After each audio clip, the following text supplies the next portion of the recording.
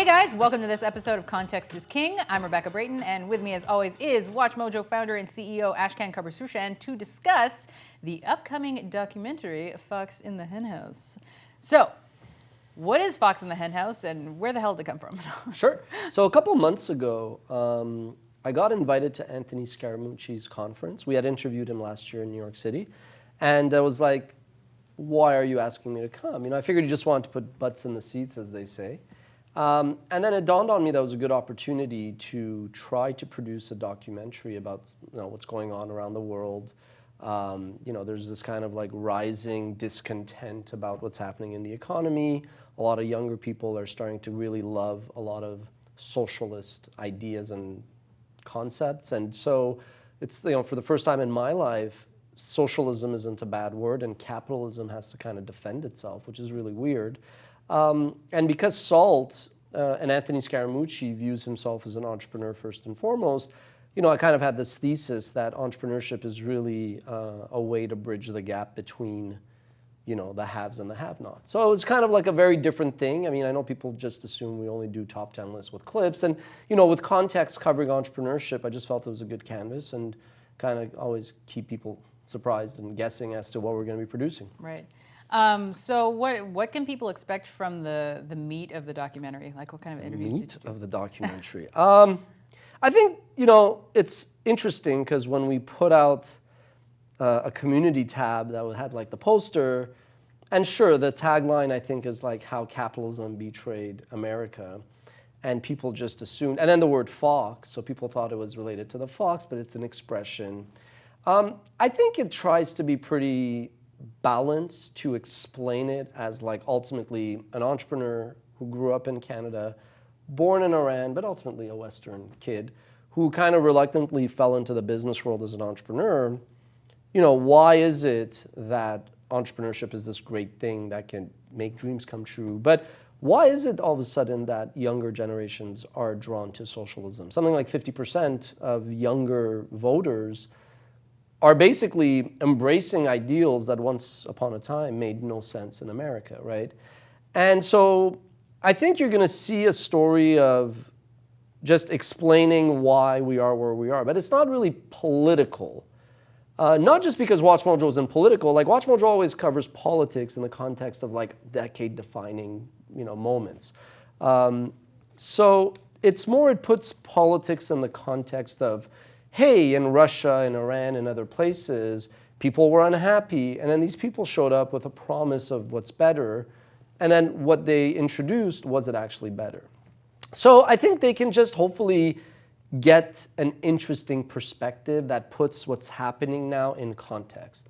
And between content, which is king. And I think with what we're kind of both launching at the company and everything that we're experimenting, it just seemed like a really good opportunity. And I get bored pretty easily, so I wanted to do something different.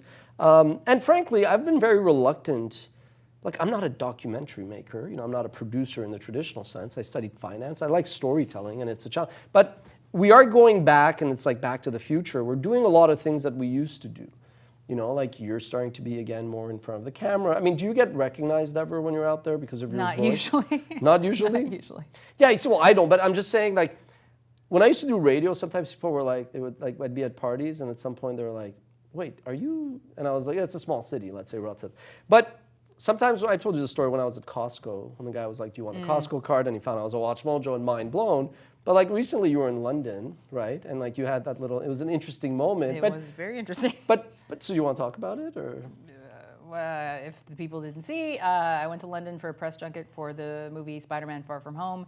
And when Tom Holland, the star of the movie, and the other stars of the movie, Zendaya and Jacob Batalon, found out that I worked at WatchMojo, they were very excited. And even more so when they found out you narrated. It was kind of an epic moment. But it's like we shouldn't be surprised. And as I said, first of all, there's 35 million subscribers. To be clear, I was very surprised. I was surprised too for a split second. And then I go, well, wait a second. These guys are young. And they are in the entertainment industry, so they're going to read and watch about the stuff that they do. So it shouldn't be surprising.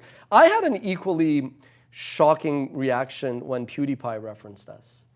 A couple of years ago, when he was like, if you don't know WatchMojo, it's like you don't know Jesus. I was like, oh my God, like That's it, retire. But at the same time, he's PewDiePie. He's going to be on YouTube following other channels. We get a lot of views. But I think it's more just a manifestation of, we used to do a lot of original shoots in front of the camera, and then we kind of embraced the clips and went crazy, and it's like we got drunk off clips.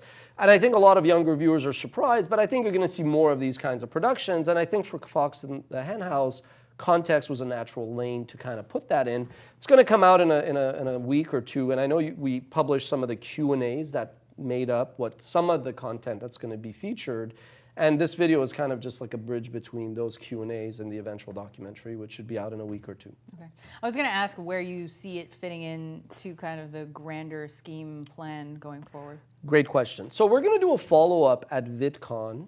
VidCon is like a bit closer to like the WatchMojo vest or whatever, where we're going to be covering how YouTube blew up and replaced television.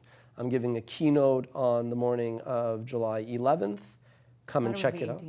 July 11th. Yeah, that we're going to get to Comic-Con. Sorry. No, it's all good. So at VidCon, it's going to be the evolution of YouTube and how YouTube came out of nowhere and kind of decimated TV. So I'm also there going to be doing a bunch of interviews, and then we're going to kind of mash up a lot of other footage and basically tell the story of YouTube and how it destroyed the industry.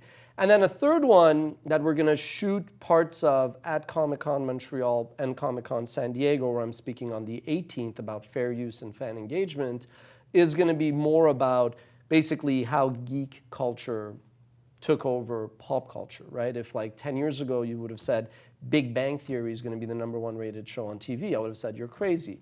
You know, Game of Thrones, it's this lovely story where innocent children are slaughtered and siblings have sex.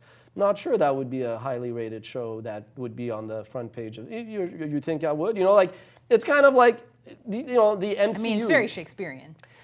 Sure, but Shakespeare, that's a good question. How widespread and popular was Shakespeare at the contemporary era? I think fairly. Fairly? Okay, I should know that answer. But, you know, I mean, like, even MCU is pretty niche. You wouldn't think that MCU, like the Marvel Universe, would take over James Bond and these, like, iconic franchises, but that's just kind of where it is. So that's the third one that we're going to do, and as I alluded to in an article that Digiday did, I think our goal is to do one of these per month.